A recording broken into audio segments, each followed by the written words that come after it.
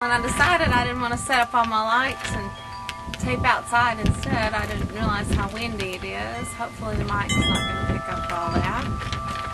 For starters, I hope everyone's hearing the sound of drums on Ann's Recons, because I'm sure it'll be gone on Monday. Now for a medical update.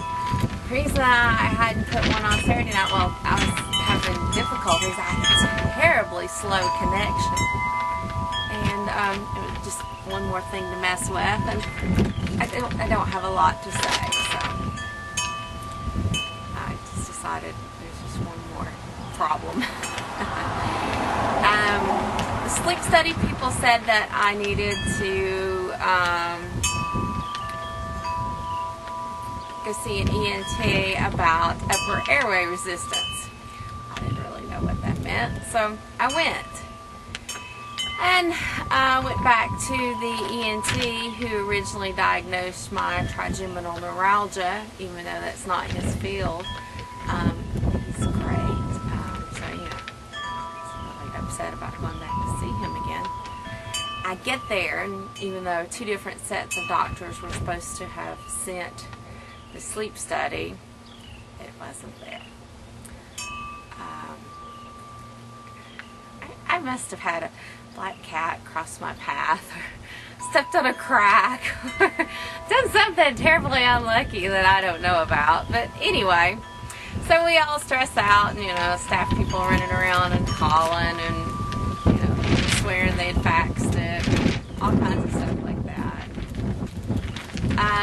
We finally get it, and he looks at it and he laughs. And he says, upper airway resistance is a joke because no insurance company in the world will pay to treat it. And he looked at me the first time he saw me. I don't have it anyway.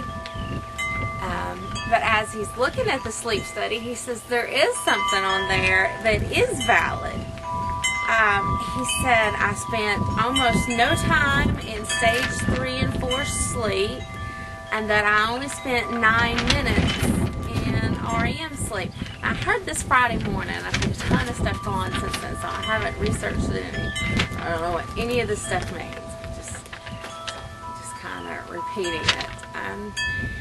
He thinks it's a chronic pain issue, and even possibly aggravated by some of my medications, which would be hard since I take a handful twice a day. Terribly depressing thing right there. And then he asked, do I dream? I said, no. Lots of people don't dream. I've probably not dreamed more than a handful of times in any year for the last decade.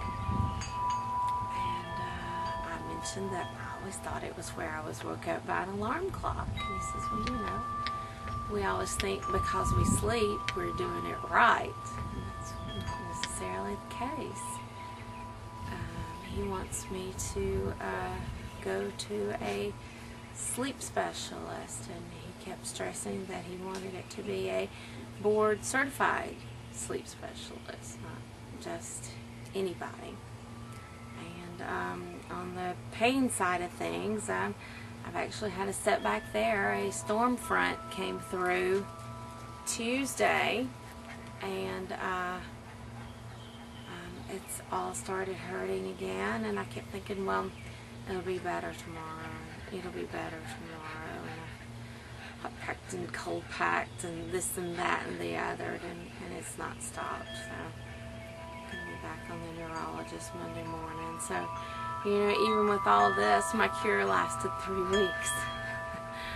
And a storm front caused a flare or an irritation or something, and has brought it all back. So I don't even have the satisfaction of it not hurting in all this. So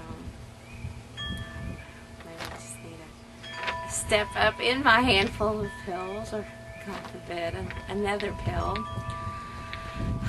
And I haven't heard anything about whether the MRI is paid for or not.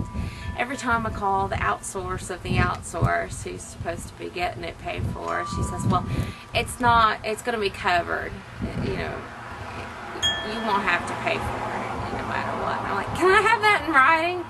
Because they've let the number of days to add any clinical requirements to the insurance company pass. And according to the insurance company, they never added anything to it. So as far as the insurance company is concerned, it's a done deal. And they're not going to pay for it.